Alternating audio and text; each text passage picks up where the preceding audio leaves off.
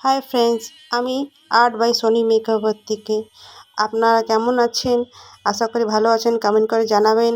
আমি একটা পদ্ম ফুল দিয়ে কীভাবে একটা কলকা তৈরি করেছি আপনারা দেখুন, আর দেখে একটু কমেন্ট করে জানান কি কেমন হয়েছে। তাহলে সময় নষ্ট না করে দেখা যাক কেমন হয়েছে। ঠিক আছে, চলুন।